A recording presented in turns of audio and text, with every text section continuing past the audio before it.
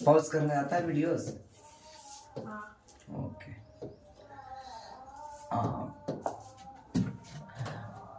Chemistry class 10 lesson 2 part 5 6 कितना? 6। चलिए part भूल जाए तो भी कोई दिक्कत नहीं, एनसीईआरटी में मिला ले कहाँ पे है। कहता है सभी अम्लों, है ना, अम्ल आपको कम से कम एटलीस्ट 4 को तो जरूर बतलाए। ऐसे अम्ल बहुत है, लेकिन ऐसे टार्टरिक अम्ल है, मैलिक अम्ल है ना, ये सब। तो 4 एसिड जिसमें HCl स्ट्रॉन्ग एसिड है, H2SO4 स्ट्रॉन्ग एसिड है, HNO3 ये स्ट्रॉन्ग एसिड है, और ये क्या बताया था, CH3COOH एसिटिक एसिड, ये वीक एसिड है। ये क्या है? वीक एसिड है, और ये 3 को स्ट्रॉन्ग एसिड है। एटलीस्ट इतना एसिड के बारे में जानिए। और बेस का है, क्षारक का है, तो क्या कहेंगे, जितना भी मेटल के क्या था, मेटल के ऑक्साइड सबके सब क्षारक होंगे। और हाइड्रोक्साइड भी, हाइड्रोक्साइड जैसे MgOH whole twice, MgOH whole twice, ये भी क्या है, क्षार है। और MgO ये भी क्षार है, क्षार है कि नहीं? मेटल के ऑक्साइड क्या होता है, क्षारीय प्रवृत्ति के होते हैं, क्षार होते हैं। कहता है अनुभाग 2.1 में हमने देखा कि सभी अम्लों में समान रासायनिक गुणधर्म होते हैं। गुणधर्मों में समानता क्यों होती है? मतलब अगर ये लिए HCl अम्ल है, बेस से अभिक्रिया करवाए तो सॉल्ट और वाटर बना, सॉल्ट और वाटर बना। कार्बोनेट के साथ, मेटल कार्बोनेट के साथ रिएक्शन करवाते हैं तो वहां पे वाटर बनेगा, कार्बन डाइऑक्साइड बनेगा, और क्या, सॉल्ट बनेगा, लवण बनेगा। और ये प्रोसेस तीनों में होती है, चारों में होती है, सब में ये प्रोसेस होता है। एक एसिटिक एसिड लेकर के भी दिखाया था ना, याद है पिछले क्लास में, कि जब ऐसे भूल गए क्या, एसिटिक एसिड भी लिया था, जिंक एसिटेट, ठीक है ना।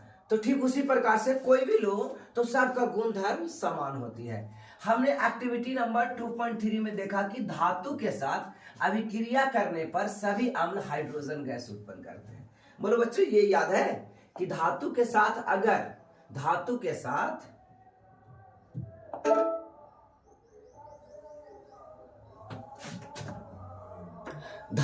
साथ अभिक्रिया कराएंगे, किसको, अम्ल को, धातु के साथ अम्ल को अभिक्रिया कराएंगे तो हाइड्रोजन गैस मिलेगा। क्या मिलेगा?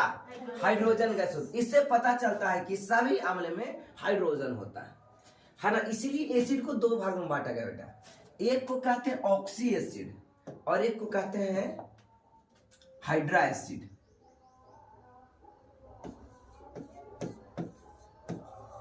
हाइड्रा एसिड, ठीक है, हाइड्रा अम्ल, और ये क्या था, ऑक्सी एसिड, ऑक्सी एसिड अम्ल। आमास क्या लिख रहे हैं यार, अम्ल, समझ में आ रहा है?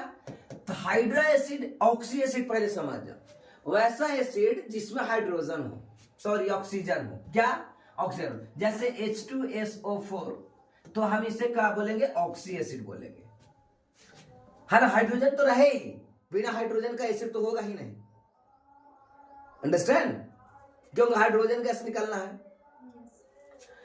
अब ये क्या कहता है, हाइड्रा एसिड HCl, इसमें ऑक्सीजन है बेटा, इसमें ऑक्सीजन है नहीं, तो ये क्या होगा, कभी कभी एसिड बिना हाइड्रोजन के भी होता है। कार्बन डाइऑक्साइड भी एसिड था, पिछले क्लास में प्रूफ किया था, याद है। उदासीनीकरण अभिक्रिया जब करवा रहे थे तो एक हमने क्षार लिया और दूसरा नॉन मेटल के ऑक्साइड, अम्लीय प्रवृत्ति का होगा, और मेटल का ऑक्साइड क्षारीय प्रवृत्ति का होगा, और नॉन मेटल का ऑक्साइड अम्लीय प्रवृत्ति। तो अम्ल भी, कार्बन डाइऑक्साइड भी अम्ल था। कार्बन क्या है, नॉन मेटल है, और ऑक्साइड है। क्या समझ में आ रहा है? तो इस प्रकार से हाइड्रा अम्ल HCl लिया और ऑक्सी अम्ल क्या हो गया H2SO4। अच्छा HNO3 क्या है HNO3 नाइट्रिक एसिड, ये भी ऑक्सीजन है ना। तो वैसा अम्ल जिसमें हाइड्रोजन के साथ साथ ऑक्सीजन हो तो उसे हम ऑक्सी एसिड कहेंगे। क्या कहेंगे ऑक्सी एसिड। और जिसमें हाइड्रोजन हो ऑक्सीजन ना हो तो उसे हाइड्रा एसिड, यानी हाइड्रोजन तो रहना है। ओके, तो ये बातें आप लोग याद करो बच्चे कि हाइड्रा एसिड और ऑक्सी एसिड क्या था, है ना। नोट्स बनाइएगा तो आप जरूर इसको लिखिएगा, ठीक है।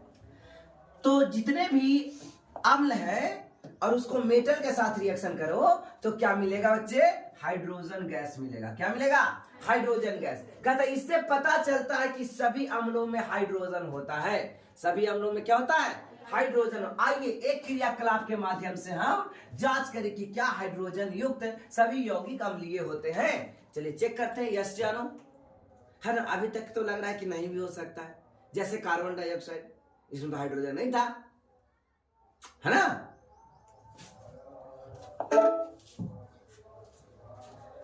कहता है glucose, alcohol, hydrochloric acid, sulphuric acid आदि का विलयन लीजिए। ग्लूकोज लीजिए। ग्लूकोज का फॉर्मूला आप लोग को याद है बच्चे, क्या C6H12O6, ये ग्लूकोज का फॉर्मूला। अल्कोहल का याद है C6H12O6, ये ग्लूकोज का फॉर्मूला है। और अल्कोहल का फॉर्मूला है CH3OH, ये अल्कोहल है। ये क्या है, अल्कोहल है। Hydrochloric acid HCl, sulphuric acid H2SO, sulphuric acid H2SO4 का विलयन लीजिए। एक कॉर्क में, कॉर्क समझ में आ रहा है ना, लकड़ी वाला टुकड़ा, लकड़ी का एक कॉर्क होता है, लकड़ी का टुकड़ा होता है ना। बहुत हल्की होती है। इसको ढक्कन यानी प्रयोगशाला में लैब में जब प्रयोगशाला में ढकने के लिए एक चीज की जरूरत पड़ती है ना। उसको क्या कहेंगे, कॉर्क कहेंगे, ठीक है ना। जैसे ये टेस्ट ट्यूब ले लो, तो टेस्ट ट्यूब को बंद करने के लिए एक कॉर्क होता है। ओके, चलिए। तो एक कॉर्क पर 2 कील लगाकर, एक कॉर्क पर 2 कील लगाएंगे। कितना कील लगाएंगे, 2 कील। कील मतलब काटी लगाकर कॉर्क को 10 ml बीकर में रख देंगे। 10 ml के बीकर में उसे क्या करेंगे, रखेंगे। चलिए देखिए, जैसा कि 10 ml के बीकर में ऐसे इस प्रकार से रखा गया बच्चे, है ना। देखिए एक बीकर ले लिए, 10 ml की बीकर ये है। अब बीकर में एक कॉर्क है, ये नीचे क्या है बच्चे, कॉर्क है। और कॉर्क में 2 काटी लगा दिया। कॉर्क में क्या कर दिया, 2 काटी लगा दिया। आप देखते हैं क्या है, चित्र 2.3 के अनुसार कील को 6 वोल्ट की बैटरी के दोनों टर्मिनल एक साथ बल्ब और स्विच के माध्यम से जोड़ दीजिए। ये हो गया बच्चे बैटरी। बैटरी में बड़ा वाला टर्मिनल पॉजिटिव कहलाता है और छोटा वाला टर्मिनल नेगेटिव कहलाता है। ऐसे जो रहेगा ना, ये वो छोटा है वो बड़ा है, तो ये पॉजिटिव कहलाया और ये नेगेटिव कहलाया। ये हो गया सेल। अब बैटरी बनाना है तो सेलों के समूह को बैटरी कहते हैं। यानी ऐसा 4-5 गो रहेगा। जैसे मान लो बड़ा और में छोटा, फिर बड़ा, फिर छोटा। अब ये क्या है, बैटरी है। इसको क्या बोलेंगे, सेल बोलेंगे। क्या बोलेंगे, है ना। ये आपको शायद फिजिक्स में 4था चैप्टर में पढ़ना है, 4था या 5वां, ठीक है। तो यहाँ ये प्लस हो गया और ये माइनस हो गया, ये माइनस प्लस माइनस प्लस, समझ में आया। तो इस प्रकार से आपको कनेक्ट कर देना है, ठीक है ना। तो एक बीकर लिए, बीकर में कॉर्क रखे, कॉर्क में 2 कील ठोक दिए और वो कील इलेक्ट्रिक का पास करेगा, सुचालक होगा, है ना, कंडक्टर होगा। अब यहां से 2 इलेक्ट्रोड बना दिया इसमें, और दोनों इलेक्ट्रोड को स्विच के सहारे, ऐसा बना होता है प्लगिंग यानी स्विच, और यहाँ पे बल्ब जला दिया, रेजिस्टेंस। यहाँ पे क्या लगा दिया, बल्ब यानी रेजिस्टेंस, और ये 6 वोल्ट की बैटरी से इसे कनेक्ट कर दिया, ठीक है। अब देखते हैं कोई प्रोसेस हो रहा है क्या। इसमें क्या डाला हुआ है बच्चे, तो इसमें तनुकृत अम्लीय विलयन डाला हुआ है। तनुकृत मतलब पानी के साथ मिला करके और कोई एसिड लिया गया, चाहे वो एसिटिक एसिड है ना, कोई भी एसिड है। देखते हैं हाइड्रोक्लोरिक एसिड डाल दिया। क्या डाल दिया बच्चे? हाइड्रोक्लोरिक। कहता है अनुसार 6 वोल्ट की एक बैटरी के दोनों टर्मिनल को एक साथ बल्ब और स्विच के माध्यम से जोड़ दीजिए, जैसा कि उस फिगर में जोड़ा हुआ है। इस क्रिया को तनु सल्फ्यूरिक अम्ल के साथ दोहराइए। एक बार हाइड्रोक्लोरिक एसिड डालिए और यहां से फिर तनु निकाल लीजिए। अब ये हाइड्रोक्लोरिक एसिड डालेंगे। इस परीक्षण में ग्लूकोज एवं एल्कोहल के विलयन को भी अलग अलग दोहराइए। एक बार एल्कोहल ले लीजिए और एक बार ग्लूकोज भी लीजिए। क्या बल्ब प्रत्येक स्थिति में जलता है? चलो चेक करते हैं, है ना। क्या बल्ब प्रत्येक सिचुएशन में जलता है? क्या बल्ब प्रत्येक सिचुएशन में जलता है? अम्ल की स्थिति में बल्ब जलने लगा। जब एसिड लिए, हाइड्रोक्लोरिक एसिड और सल्फ्यूरिक एसिड लिए, तो बल्ब क्या हुआ? जलने लगा। बल्ब क्या हुआ? जलने लगा। जैसा कि चित्र रचना में दिखाया गया। आप यह देखेंगे ग्लूकोज और अल्कोहल के विलयन विद्युत का चालन नहीं करता है ना। यहाँ से एक पॉइंट याद रखना है कि है ना, विद्युत का चालन कौन नहीं करता?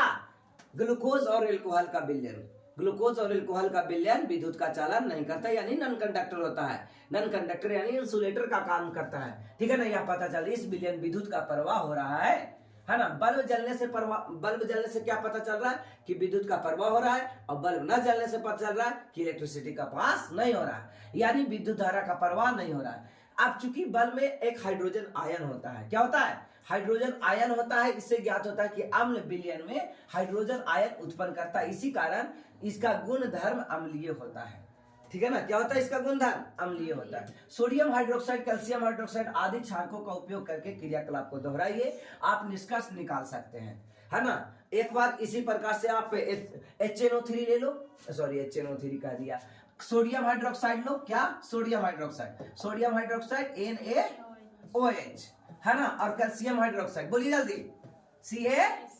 CaOH whole twice, CaOH whole twice. Aluminium hydroxide AlOH whole thrice, ठीक है ना। ये सब कुछ भी विलयन लेकर के आप चेक कर सकते हैं, ठीक है ना। अब आइए, क्या जलीय विलयन आयन अम्ल या क्षारक का क्या होता है? जलीय विलयन हमने अभी देखा कि एसिड जो है उसमें कैसे हाइड्रोजन इलेक्ट्रिसिटी पास करता है या कि नहीं करता है ना। अब हम लोग देखते हैं 2.1 में कि जलीय विलयन में अम्ल, कौन सा? एसिड या क्षारक का क्या होता है? देखिए क्या होता है। क्या अम्ल केवल जलीय विलयन में ही आयन उत्पन्न करते हैं? जलीय विलयन में हाइड्रोजन आयन उत्पन्न करते हैं कि क्षारक भी करते हैं? आइए इसकी जांच करें। एक्टिविटी 2.9 देखिए। कहता है एक स्वच्छ एवं शुष्क परख नली में 2 ग्राम ठोस NaCl डाल दीजिए, यानी नमक डालिए। देखिए शुष्क मतलब सूखा हुआ, वो भींगा हुआ नमी युक्त नहीं होना चाहिए, ठीक है। 1 ग्राम क्या डालना है? NaCl यानी नमक डालना है। 1 ग्राम क्या डालना है? नमक डालना है बच्चे। 1 ग्राम क्या डालना है? नमक डालना है। और परख नली में कुछ मात्रा में सल्फ्यूरिक अम्ल डाल दीजिए, यानी अब इसमें कौन एसिड डालना है? सांद्र मतलब उसमें पानी मिलाया हुआ नहीं होना है, ठीक है। आपने क्या परीक्षण किया, यानी क्या देखा? क्या निकास नली से कोई गैस निकल रही है? यानी जो इस निकास नली है यहां से कोई गैस निकल रही है, तो एक कॉर्क के सहारे से इसको बंद कर देंगे और लिटमस पेपर में चेक करेंगे। या जलती हुई संठी को भी ले जा सकते हैं। इस प्रकार उत्सर्जित गैस की सूखी या नम्न नीले लिटमस पत्र के द्वारा जांच कीजिए, चेक कीजिए, ठीक है। एक बार ब्लू लिटमस पेपर ले जाइए, एक बार रेड लिटमस पेपर ले। अगर ब्लू रहेगा तो नीला हो जाएगा, तो क्या होगा? क्षार होगा, ठीक है ना। क्या होगा? क्षार होगा। और लाल रहेगा और नीला हो जाएगा तो अम्ल, ठीक है। गलत बोल रहे हैं। आम्ल में नीला लिटमस लाल हो जाता है। आम्ल में नीला लिटमस लाल हो जाता है। बताइए, यही चीज भूल गए है ना। कोड याद नहीं है? नीला, आम्ल में नीला लिटमस लाल हो जाता है, ठीक है ना। कहता है किस स्थिति में लिटमस पत्र का रंग परिवर्तन हुआ? उपरोक्त क्रियाकलाप के आधार पर आप निम्न अम्लीय गुण के बारे में क्या निष्कर्ष निकाले, है ना। जब HCl गैस जब हाइड्रोक्लोरिक, शुष्क हाइड्रोक्लोरिक और HCl का विलयन लिया, अलग अलग क्या है?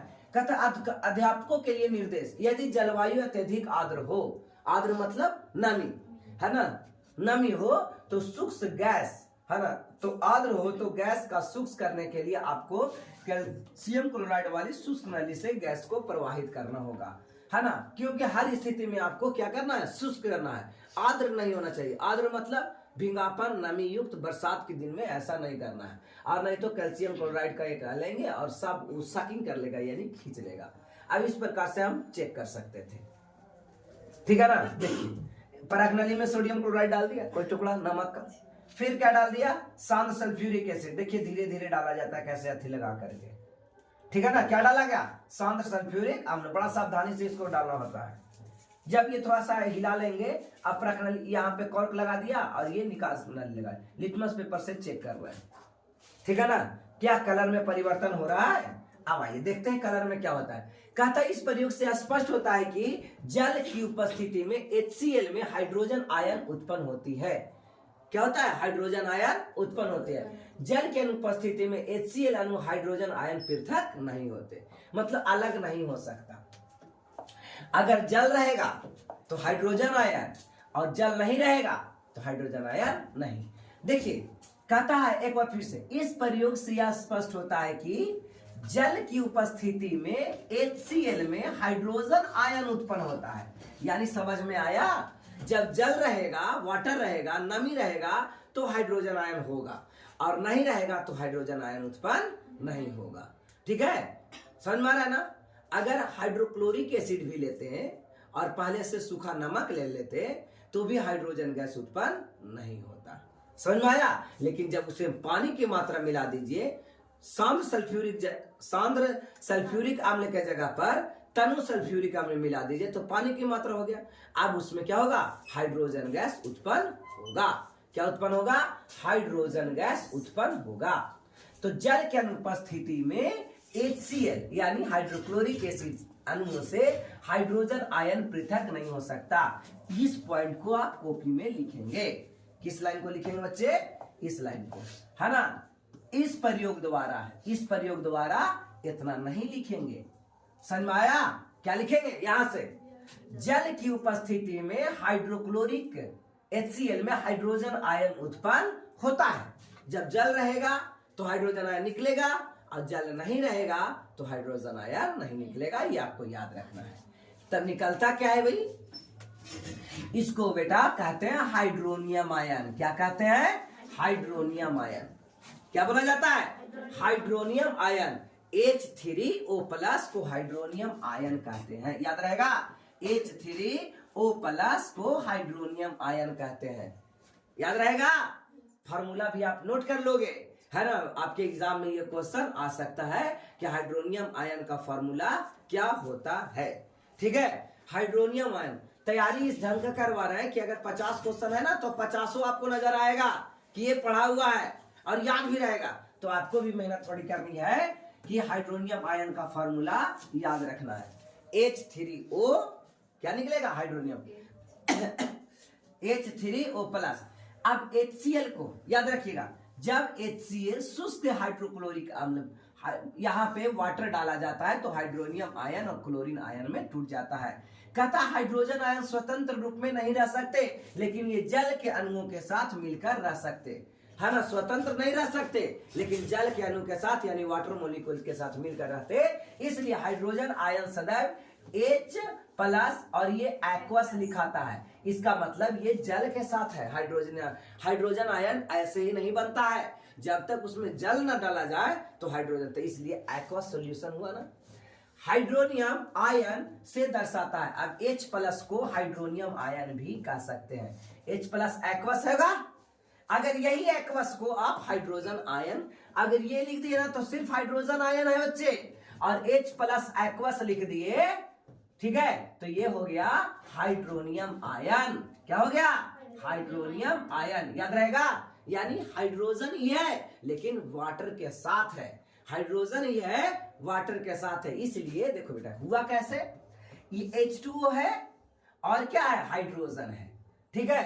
तो यहां पे जब ये टूटा तो इस प्रकार से इस पर प्लस चार्ज डेवलप हो गया, और ये 2 और ये 3 मिला लिया, ये क्या हो गया, 3 हो गया। समझ में आना। इसका मतलब क्या है, आप ऐसे भी इसको लिख सकते हैं, H+ और एक्वस हाइड्रोनियम आयन। क्या लिख सकते, हाइड्रोनियम आयन। तो हाइड्रोनियम आयन को अक्सर H3O+ से दर्शाया जाता है, ठीक है। अब कैसे बना था देखिए, हाइड्रोजन आयन और वाटर मॉलिक्यूल दोनों मिल गया तो हाइड्रोनियम आयन बन गया। याद रहेगा हाइड्रोनियम आयन कैसे बना? हाइड्रोजन आयन और वाटर मॉलिक्यूल को मिला देने से हाइड्रोनियम आयन का निर्माण हुआ। हाइड्रोनियम आयन का निर्माण कैसे हुआ बच्चे? जब हाइड्रोजन आयन ठीक है, इसके पास प्रोटॉन की संख्या 1 है लेकिन न्यूट्रॉन नहीं होती है हाइड्रोजन के पास।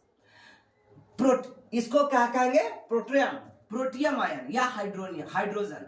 तो हाइड्रोजन आयन को जब वाटर के साथ रिएक्शन करे तो हाइड्रोनियम आयन बनेगा। सिर्फ हाइड्रोजन को नहीं, हाइड्रोजन आयन को वाटर के साथ, किसके साथ? वाटर के साथ रिएक्शन करवाया जाए तो क्या बनता है?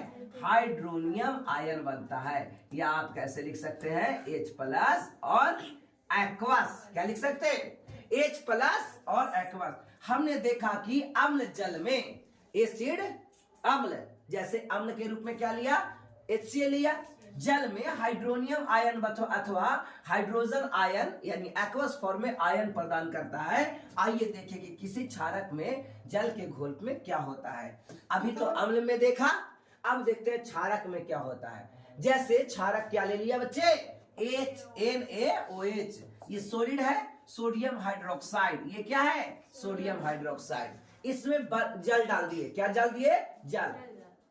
जैसे जल डालेंगे तो सोडियम आयन अलग और हाइड्रोक्साइड आयन अलग। यहाँ पे माइनस छूट गया है। सोडियम आयन अलग और हाइड्रोक्साइड आयन अलग हो जाएगा। ठीक है ना? ठीक है। अब यहाँ पे भी आप देख सकते हो, ये हो गया समझ में, तीनों रिएक्शन आ गया। मैग्नीशियम का 2 चार्ज है ना, 2+ आएगा। ठीक। और यहाँ 2 लगा है इसलिए यहाँ पे 2 लग गया। यहाँ पे 2 क्या हो गया? लग गया। ये 2 देख रहे हो ना, ये 2 होने की वजह से बैलेंस है ये। आइए क्षारक को तीसरा चैप्टर में अच्छा से पढ़ेंगे बच्चे, कैसे तोड़ा जाता है, स्प्लिट कैसे किया जाता है। जैसे पोटेशियम कै गो है? एक गो है K+ और हाइड्रोक्साइड OH-, एक है ना, कोई दिक्कत नहीं। अब यहां देखिए MgOH होल ट्वाइस हुआ था बेटे। अब Mg पर कितना चार्ज होता है? +2 और OH पर -1। लेकिन Mg एगो है तो एगो है, लेकिन OH तो 2 है इसलिए यहाँ पे 2 लगाना होता है। समझ में आया? ये तोड़ने का तरीका है जो तीसरा चैप्टर में हम लोग बहुत डिटेल से देखेंगे। बढ़िया बन रहा है ना? आइए अब क्षारक जल में हाइड्रोक्साइड आयन उत्पन्न करते हैं। क्षारक जल में क्या उत्पन्न करते हैं? Hydroxide ion. और सभी बच्चे इसको नोट करेंगे। क्या? क्यों? क्षारक जल में हाइड्रोक्साइड आयन उत्पन्न करते हैं और जल में घुलनशील क्षारक को क्षार कहते हैं। VBI है। जल में घुलनशील क्षारक को क्षार कहते हैं। जल में कैसा? जल में घुलनशील क्षारक को क्षार कहते हैं। समझ में आया? जल में घुलनशील क्षारक को VBI है। आपके एग्जाम में आएगा, उलट फेर कर नहीं आंसर लिख दीजिएगा। जल में जितने भी क्षारक होंगे वो क्षार कहलाएंगे।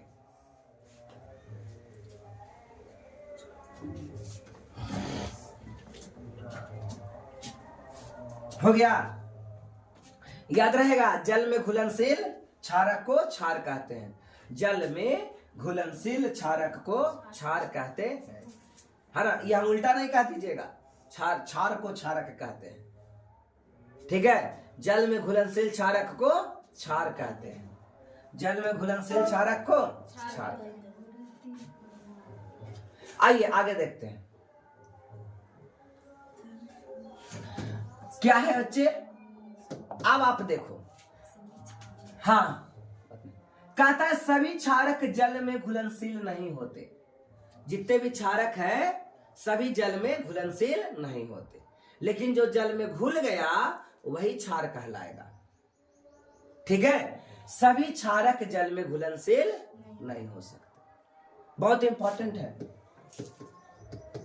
नोट्स बनाइएगा तो इसको लिखिएगा जरूर। जल में घुलनशील क्षारक ही क्षार कहलाते हैं।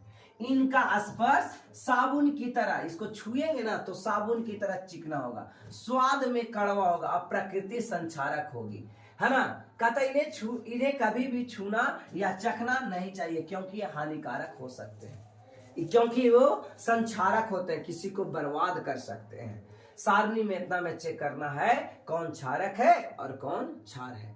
क्या बोला कि सभी क्षारक क्षार नहीं हो सकते। हो सकते क्या? नहीं हो सकते, क्योंकि ये वही क्षारक क्षार कहलाते हैं जो जल में बेटा घुलनशील हो। जो जल में घुलेगा वही क्षार होगा, और जो जल में नहीं घुलेगा वो क्षार नहीं होगा। यहां से एक बहुत इंपॉर्टेंट क्वेश्चन निकल के सामने आता है, क्या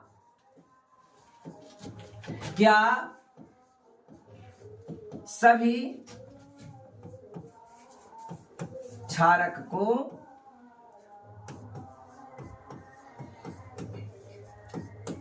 क्षार कह सकते,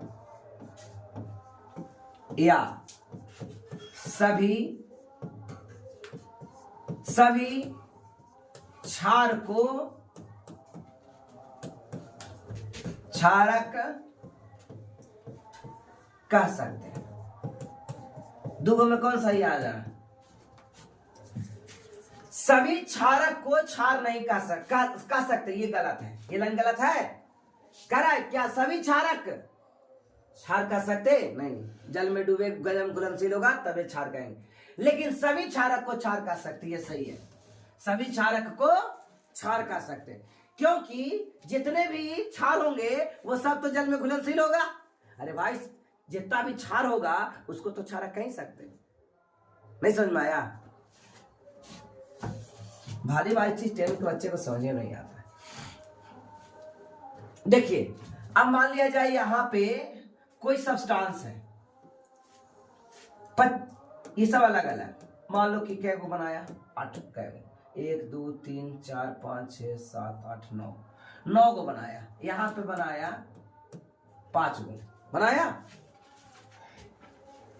इसमें से ये है मान लिया क्षारक, क्या बच्चे? क्षारक है, और ये क्या है? क्षार है। 9 क्षारक था। कितना क्षारक था? 9। सबको घुला घुला चेक किए, तो 4 गो नहीं घुला और 5 गो घुल गया, तब 5 गो क्या कहलाया? क्षार कहलाया, और 4 गो क्या कहलाया? क्षारक कहलाया, और टोटल 9 गो क्या कहलाया? वो लोग नहीं समझ में आया? क्षारक नहीं कहलाया, टोटल 9 के 9 क्षारक है, जिसमें 5 गो को क्षार कहेंगे और 4 गो को क्षार नहीं कहेंगे। क्या समझ में आया?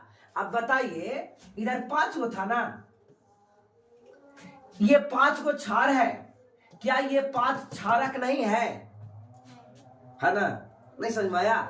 एकरे में सुनाया था, ये 9 के 9 क्षारक है, जिसमें 4 गो नहीं घुला, 5 गो घुल गया, तब 5 गो घुल गया, वह क्षारकवा को क्षार भी कह दिए। तो कहा क्षारक नहीं कहेंगे, उसको क्षारक को कहेंगे और क्षार भी कहेंगे। लेकिन एक में जो 4 गो बचा, इसको क्षार कहेंगे ही चौथा, लेकिन ये तो क्षारक तो है, तो ये 5 गो को क्षार भी कहेंगे और क्षारक भी कहेंगे, तो सभी क्षार को क्षारक कहा जा सकता है। अब समझ में आया? ये 5 को क्षारक नहीं कह सकते हैं, लेकिन सभी क्षारक को क्षार नहीं कह सकते, क्योंकि 9 गो क्षारक था, जेकरा में से 5 गो क्षार हुआ। क्या समझ में आ रहा है? तो इस प्रकार एक कथन बनता है कि सभी क्षारक क्षार हो सकते। सही है? गलत? गलत। सभी क्षारक क्षार हो सकते नहीं, लेकिन सभी क्षार क्षारक हो सकते हैं। सभी क्षारक क्षार नहीं हो सकते, लेकिन सभी क्षार क्षारक हो सकते। ये कॉन्सेप्ट याद रखिएगा, सभी क्षारक क्षार नहीं हो सकते। हो सकता क्या?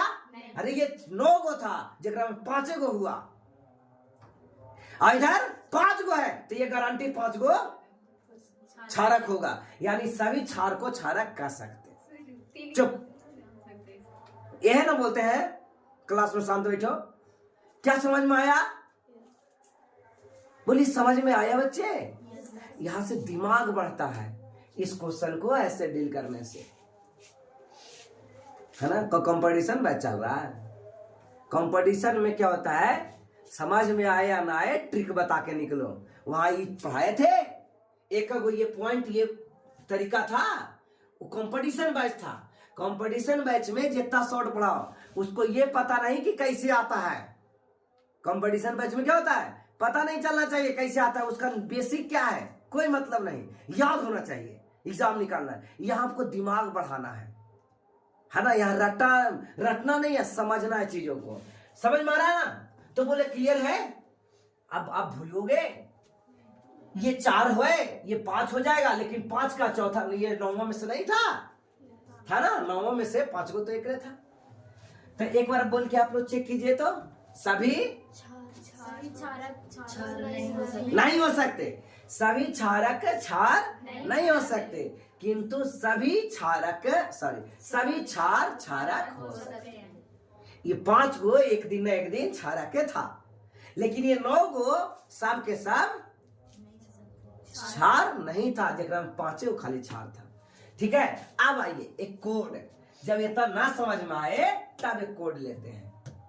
क्या लेते हैं, ये 2 गो लिखल है बेटा, कै गो 2 गो माने क्षार,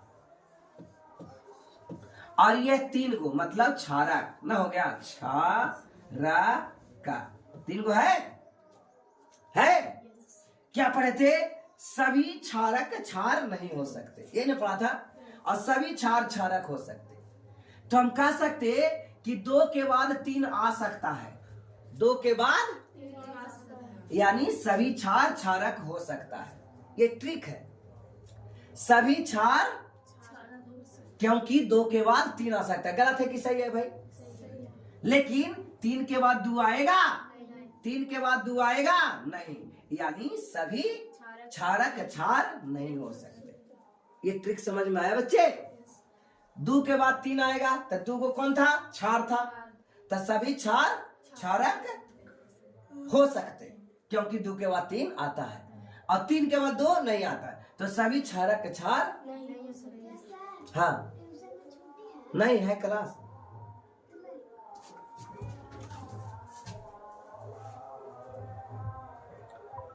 अभी टाइम नहीं हुआ बेटा। क्या बच्चे समझ में कुछ आया? इसको आप समझ गए, नोट कर लीजिएगा। ओके चलो बेटे और आगे देखिए। अब धीरे धीरे कॉन्सेप्ट को डेवलप करते जा रहा है। ठीक है। आम्ल क्षारक लवण और जल बनाता है, आम्ल क्षारक मिलके लवण और जल बनाता है। ठीक है ना।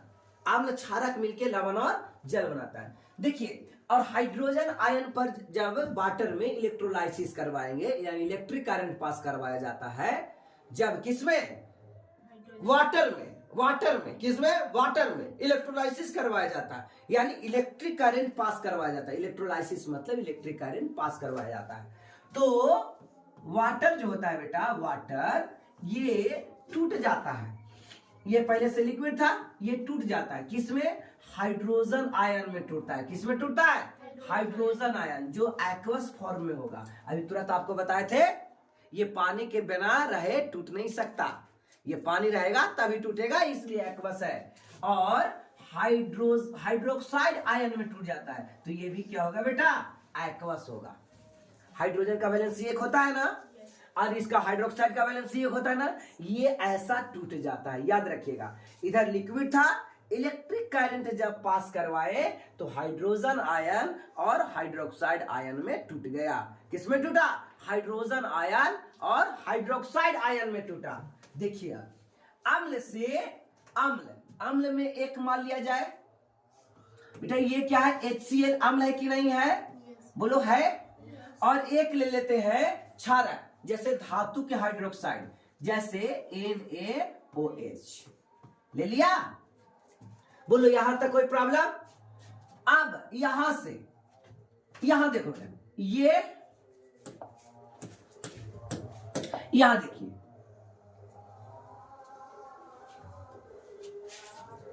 क्या इससे रिएक्शन करके क्या बना लेगा, एक लवण बना देगा, जिसका नाम क्या होगा, NaCl। ठीक है, मैकेनिज्म है ये NaCl। और यहां से देखिए हाइड्रोजन आयन और हाइड्रोक्साइड आयन, कौन कौन? हाइड्रोजन आयन और हाइड्रोक्साइड आयन मिल के क्या बन जाएगा? जल बन जाएगा। तो इस जले ना लिखल है H2O। H2O कैसा बनता है मैकेनिज्म समझ में आया? कि जब अम्ल को क्षारक से अभिक्रिया कराएंगे तो लवण और जल बनेगा। ये हो गया MX, ये क्या हो गया? MX, और ये हाइड्रोजन। बोलिए क्लियर? आइए देखिए कि अम्ल या क्षारक में जल मिलाने पर क्या होता है। अम्ल या क्षारक में जब जल मिलाए तो क्या होता है। चलो एक्टिविटी 2.10 यानी 10 2.10 में देखिए क्या है। एक्टिविटी लिया, कहता एक बीकर में 10 ml जल डालिए। एक बीकर ले लो, ठीक है, और एक बीकर में क्या कर लेंगे? सारी एक्टिविटी याद होना चाहिए, और जब ये पढ़िएगा पूरा मन लगा के तभी क्लियर होगा, ठीक है ना? साइंस है ना। एक बीकर में 10 ml जल लेंगे, क्या लेंगे? 10 ml जल मिला लेंगे, ठीक है। कहता है इसमें कुछ बूंद शांत सल्फ्यूरिक अम्ल मिलाइए। कुछ बूंद मतलब इसमें कैसा है? एकदम ओरिजिनल सल्फ्यूरिक, जिसमें पानी की मात्रा नहीं हो। पानी की मात्रा नहीं रहता है तभी हम उसे शांत सल्फ्यूरिक अम्ल कहते हैं, और जब उसमें पानी की मात्रा रहता है तब उसे शांत सल्फ्यूरिक अम्ल नहीं कहते हैं, है ना। धीरे धीरे घुमाइए और डाल करके धीरे धीरे उसको घुमाएंगे, ठीक है। बीकर के आधार को स्पर्श कीजिए, जो बीकर के निचले तह है उसको छुएंगे। क्या तापमान में कोई परिवर्तन आया? देखते हैं टेम्परेचर पहले से गर्म है कि ठंडा है। यह प्रक्रिया उष्माक्षेपी अथवा उष्माशोषी है, यह बताना है बच्चे कि उष्माक्षेपी है यानी ताप जब निकलेगा यानी गर्म हो जाएगा तो कहेंगे उष्माक्षेपी है, और गर्म नहीं हुआ तो कहेंगे उष्माशोषी है। जब ताप निकलता है तो उष्माक्षेपी कहलाता है। जब ताप निकलता है तो क्या कहलाता है? उष्माक्षेपी कहलाता है। और जब ताप नहीं निकलता है, जब उसको रिएक्शन होने के लिए ताप दिया जाता है तो उष्माशोषी कहते हैं। उष्मा को सोखता है और ये क्षेप मतलब निकालता है। उपर्युक्त एक्टिविटीज में सोडियम हाइड्रोक्साइड के साथ दोहराइए। हमने किसके साथ दोहराया था अभी? H2SO4 सल्फ्यूरिक एसिड के साथ दोहराया, बिकॉज ये अम्ल है, और यहाँ क्या है? सोडियम हाइड्रोक्साइड के साथ दोहराइए, और सोडियम हाइड्रोक्साइड एक क्षार है, साथ दोहराइए। आप परीक्षण को लिखिए क्या होता है। चलिए देखिए क्या करते हैं। यहाँ पे देखो बेटा ये कॉजन है, ठीक है। चेतावनी का चिन्ह ऐसे करके दिया जाता है, ठीक है ना। यहाँ चेतावनी का चिन्ह है। चेतावनी का चिन्ह क्या है कि इस प्रकार से आप, है ना, एसिड से नहीं खिलवाड़ करें। सांद्र अम्ल और क्षारक वाले बर्तनों को चेतावनी लगे चिन्ह, यहाँ पे ऐसा लगा चिन्ह रहता है, आप इसको छेड़छाड़ नहीं कर सकते, बहुत सावधानी से, नहीं तो आपको ये बहुत स्ट्रॉन्ग एसिड होता है। आइए देखते हैं क्या क्या है क्रियाएं। इसका हर एक लाइन इंपॉर्टेंट होता है बच्चे, ठीक है। कौन एग्जाम में क्वेश्चन आ जाए, खाली 10 का नहीं है, मान को जो 10 नहीं है, कोई भी कंपटीशन एग्जाम कोई भी चीजों के लिए है, और 10 अच्छा से पढ़ा रहेगा तो 11 12 जब पढ़ने में मन लगेगा, अब यहाँ से नीट और जेई के भी तैयारी कर सकते हैं। अब ना पढ़िएगा 10 मन लगा के तो फिर जनरल तैयारी कीजिए, ठीक है ना, जो कि सबसे मुश्किल आती है। जब कुछ ना हुआ तो जनरल में भिड़ जाओ। तो जल में अम्ल या क्षारक के घुलने की प्रक्रिया अत्यंत उष्माक्षेपी होता है, यानी जल में जब अम्ल और क्षारक में, जल में अम्ल और क्षारक घुलाएंगे तो उष्माक्षेपी होगा, यानी उसका हीट गर्म, उसका जो तली रहेगा वो गर्म हो जाएगा। बताया ना, जब गर्म होगा तो उष्माक्षेपी होगा, और जब गर्म नहीं होगा तो उष्माशोषी होगा। यानी इस क्रिया के दौरान जब कोई अम्ल, बच्ची, जब कोई अम्ल या क्षार में, अम्ल या क्षार में क्या डाल रहा है? जल मिला रहे हैं, तो ताप उत्पन्न होगा। क्या उत्पन्न होगा? ताप उत्पन्न होगा। देखते हैं, जल में सांद्र नाइट्रिक अम्ल, सांद्र नाइट्रिक अम्ल मतलब, है ना, कैसा? HNO3, नाइट्रिक एसिड का फॉर्मूला HNO3, है ना। बताइए, ये को याद करना पड़ रहा है यार, कि घर जाके रट्टा मारना पड़ा कि HNO3, है ना। या तो क्लास डिटेल पढ़ लीजिए, या फिर घरे मन लगा के रट्टा मारिए, लेकिन घरे कितना रट्टा मारेंगे तो समझ में नहीं आएगा। यहां अगर डिटेल्स में पढ़ा रहा हूं एक एक लाइन, इससे क्या फायदा मिल रहा है कि अधिक से अधिक चीजें तो याद भी होते जा रही है, आपको घर में पढ़ने की ज्यादा जरूरत नहीं है, और समझ में भी आ रहा है ना, रटने वाला चीज भी याद होते जा रहा है। कोई अब भूल सकता है हाइड्रोक्लोरिक अम्ल का फॉर्मूला, सल्फ्यूरिक अम्ल का फॉर्मूला? सांद्र क्या होता है ये भूलेगा, तनु क्या होता है ये भूलेगा, है ना? तो सांद्र नाइट्रिक अम्ल या सल्फ्यूरिक अम्ल मिलाए। अच्छा यार लिखा नहीं सल्फ्यूरिक की नाइट्रिक, तो कहेंगे नहीं ये सल्फ्यूरिक अम्ल सांद्र ही है, तनु नहीं है। कौन सल्फ्यूरिक एसिड मिलाते समय अत्यंत सावधानी रखनी चाहिए, बहुत सावधानी। अगर जल में मिला रहे हैं तो बहुत सावधानी रखनी चाहिए।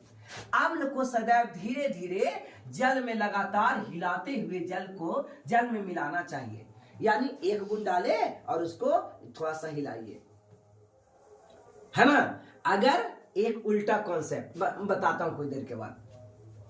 जल मिलाना चाहिए। सांद्र अम्ल जल में मिलने पर उत्पन्न हुई ऊष्मा के कारण मिश्रण अस्फलित होकर बाहर आ सकता है, यानी इधर खोल करके बाहर आ सकता है या फटाक से फट सकता है, ठीक है?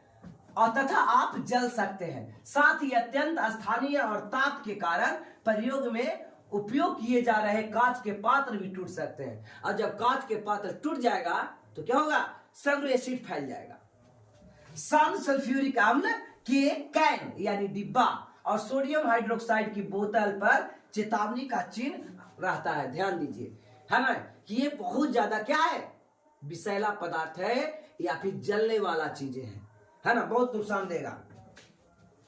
आइए, जल में अम्ल या क्षारक मिलाने पर आयन की सांद्रता जैसे हाइड्रोनियम आयन या हाइड्रोक्साइड आयन के प्रति इकाई आयतन में कमी हो जाती है। इस प्रक्रिया को तनुकरण कहते हैं। इस प्रक्रिया को क्या कहते हैं, तनुकरण यानी डाइल्यूटलाइजेशन कहते हैं। एवं अम्ल एवं क्षारक तनुकृत होते हैं। चलो इसको मैं बेटा फिर से पढ़ता हूं। याद रखिए क्या कहा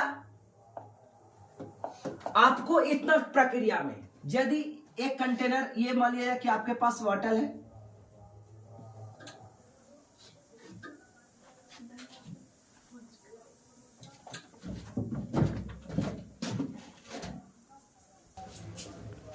आइए क्या देखते हैं, ये मान लिया जाए आपके पास बेटे कंटेनर है, ठीक है, केन है, केन समझ में आता है, कैन समझ में आता है? ये आपके पास ये सल्फ्यूरिक एसिड वाला केन है, किसका, सल्फ्यूरिक एसिड। इसमें डाला हुआ है H2SO4, क्या डाला हुआ है, H2SO4, और एक यहां पे इसमें वाटर डाला हुआ है, क्या है, वाटर डाला हुआ, डेट मीन्स H2, वाटर यानी H2 डाला हुआ, और ये ओरिजिनल है, यानी कि ये सांद्र है, तनु नहीं है। अब इसको तनु बनाना है, यानी पानी मिलाना है, तो कैसे मिलाएंगे, पहले जितना 10 ml 4 ml वाटर लेंगे, एक ठोप एकदम इसमें सटा के डालेंगे और इसे थोड़ा सा हिला लेंगे, फिर डालेंगे, फिर हिला लेंगे, फिर डालेंगे, फिर हिला लेंगे। यानी जल में H2SO4 डालना चाहिए। जल में क्या डालना चाहिए, H2SO4। गलती से ऐसे नहीं करना है कि पहले से ये कंटेनर लिए और इस कंटेनर में पहले H2SO4 को डाल दीजिए थोड़ा सा, ठीक है, और उसके बाद 10 ग्राम पानी, 10 ml पानी मिला दीजिए, इतना भर जाएगा। पता है क्या होगा, यहां पे एक प्रकार के आस्फलित हो जाएगा। आस्फलित का मतलब क्या होता है, बुलबुला जैसे बन के खोल के निकल जाएगा सब, और ये पूरा के पूरा उड़ेल जाएगा। समझ में आ रहा है क्या होगा, ऐसे करके सब फेंक देगा। इसलिए एक बार क्वेश्चन भी आया था, नीट के एग्जाम में क्वेश्चन आया था, और कहां से आया, 10 क्लास से नहीं, ये सॉरी 11 12 से नहीं, 10 क्लास से ये क्वेश्चन था कि सल्फ्यूरिक एसिड में वाटर को मिलाना चाहिए या वाटर में सल्फ्यूरिक एसिड को मिलाना चाहिए। तो लग रहा है कि दोनों तो बात ये बराबर है ना, चाहे दूध में पानी मिलाओ या पानी में दूध मिलाओ, समझ में आ रहा है, ये तो बात बराबर है। लेकिन नहीं, यहां उल्टा कॉन्सेप्ट है, पानी में सल्फ्यूरिक अम्ल मिलाना है, सल्फ्यूरिक अम्ल में पानी नहीं मिलाना है। पहले से पानी होना चाहिए, और उसमें बूंद बूंद करके हिलाते हुए सल्फ्यूरिक अम्ल डालना है। ये नहीं कि जितना जरूरत है तो एक बार उछाल दो, नहीं, तो वो फेंक सकता है। ठीक है, और ऐसा अगर है पहले से क्या है, सल्फ्यूरिक अम्ल डाल दो और पानी गिरा दो तो क्या होगा, सब फेंक देगा। बोलो क्लियर हो गया, याद रहेगा ये, ठीक है ना। तो ये आपको याद रखना चाहिए। तो तनुकृत कैसे होता है बच्चे, तो जल में आयन, जल में अम्ल या क्षार मिलाने पर आयन की सांद्रता में, आयतन में कमी आ जाती है प्रति इकाई, यानी कि इसका वैल्यू धीरे धीरे घट जाता है।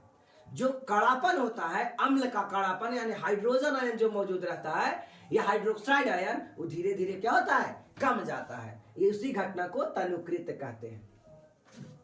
कुछ समझ में आया बच्चे? आइए क्वेश्चन देखते हैं। HCl क्या होता है, हाइड्रोक्लोरिक एसिड।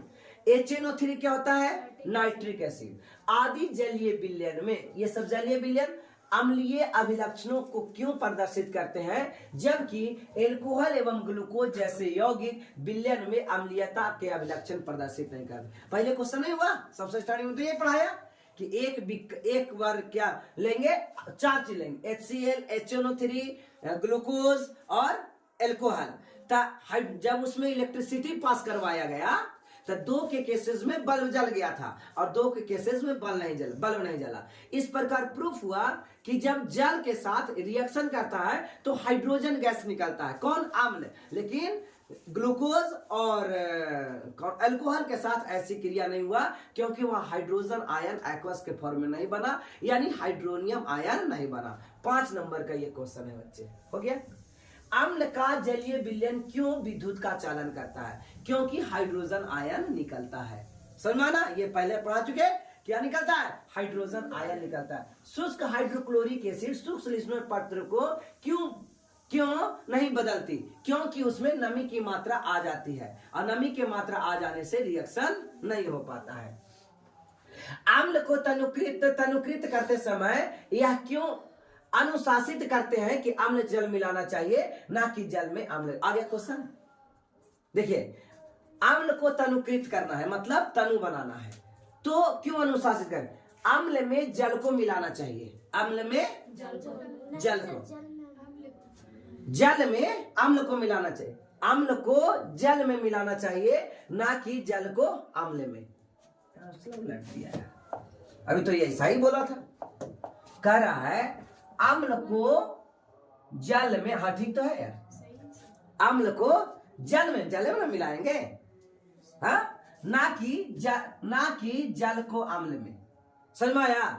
इसका मतलब क्या है, जल में अम्ल को, या पहले से क्या रहेगा, जल रहेगा, अब ना अम्ल मिलाए। और इसका कहने का मतलब क्या है कि अम्ल, जल को अम्ल में, तब पहले से क्या है, अम्ल है और बाद में जल है, ऐसा होगा? कारण बता दीजिएगा। आगे, जब सोडियम हाइड्रोक्साइड विलयन में अत्यधिक क्षार मिलाते हैं तो हाइड्रोक्साइड के सांद्रण कैसे प्रभावित होते हैं। धीरे धीरे क्या होता है, इसकी तनुता करने के कारण प्रति इकाई आयतन में कमी आ जाती है ना। जल में अम्ल या क्षारक मिलाने पर आयन की सांद्रता हाइड्रोनियम आयन और हाइड्रोक्साइड आयन की प्रति इकाई आयतन में, यानी धीरे धीरे उसका वैल्यू क्या होता है, घट जाता है। ठीक है, अब यहां से स्टार्ट होगा बच्चे पीएच।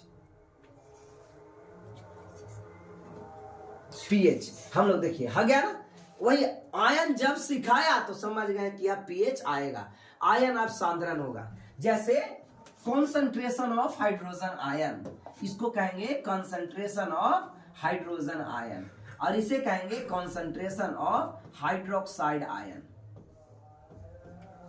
समझ में आ रहा है? यानी हाइड्रोजन आयन का सांद्रण और हाइड्रोक्साइड आयन, ये दोनों किस रूप में होगा, एक्वस रूप में होगा। किस रूप में होगा, एक्वस रूप में होगा। बोलिए क्लियर, किन्हीं को कोई डाउट? नो डाउट, सभी को समझ में आ गया? तो ये किस फॉर्म में होगा बेटे, एक्वस फॉर्म में होगा। तो हम लोग इसमें पढ़ेंगे, और पिछले अध्याय में पढ़े थे, क्या क्या पढ़े थे आप लोग तो सब भूल जाते हैं। हम जानते हैं कि अम्ल क्षारक का सूचक का उपयोग अम्ल क्षारक के अंतर प्रदर्शित किया जाता है। पिछले अध्याय में हमने पढ़ा था हाइड्रोजन आयन और हाइड्रोक्साइड आयन। चलिए खैर, अब आपको थोड़ा सा, अब कल की क्लास क्या क्या होगी तो पहले देखेंगे कौन कितना प्रबल है जैसे पीएच मान 1 होगा तो सबसे स्ट्रॉन्ग वो अम्ल होगा। याद है, 7 रहेगा तो उदासीन, 7 से कम रहेगा तो अम्ल, और 7 से ज्यादा रहेगा पीएच मान तो क्षार। अगर पीएच मान 7 से कम में 6 भी है, 1 भी है, तो 1 और 6 दोनों तो अम्ले होगा। तो कौन स्ट्रॉन्ग अम्ल होगा? जिसका पीएच मान 1 होगा, और जिसका पीएच मान 6 होगा वो कमजोर अम्ल होगा। ठीक है, तो हम लोग अम्ल की अब सांद्रता को चेक करेंगे पीएच स्केल। पीएच मापदंड की खोज किसने किया था? सोरेनसन ने किया था। क्या ये बच्चों को नहीं लिखवाया गया है? लिखवाए हैं तुम लोग या कोई 7 वाला को 7 में पढ़ा रहे थे तब? ठीक है ना, सोरेनसन। इस प्रकार से पीएच की मापदंड होगी, है ना। इसका पीएच का मान आपको लिखना होगा कि क्या इसका पीएच का मान होता है। ठीक है, इस प्रकार से, है ना। पीएच संवेदनशील और हमारे पीएच, और ये अब चैप्टर खत्म होगा, चैप्टर में कुछ नहीं, पीएच खत्म। मतलब एक आप किताब बना सकते हो पीएच से। ठीक है, इधर कुछ नहीं, कहानी चलेगा, कोई रिएक्शन नहीं। रिएक्शन जितना था वो रिएक्शन हमने पढ़ लिया। ठीक है, एक और रिएक्शन नजर आ रहा है, आ गया धातु। अरे तो इतना क्वेश्चन आंसर था। ठीक है ना। तो एक किताब आती है, उस बुक के आप लोग खरीदिए और यहाँ से पीएच हम लोग बनाएंगे। ठीक है ना, हर किताब को जहां से न्यूमेरिकल चर्चा हो तो न्यूमेरिकल बनाएंगे। एक बुक आती है पूनम वर्मा की आंकिक रसायन,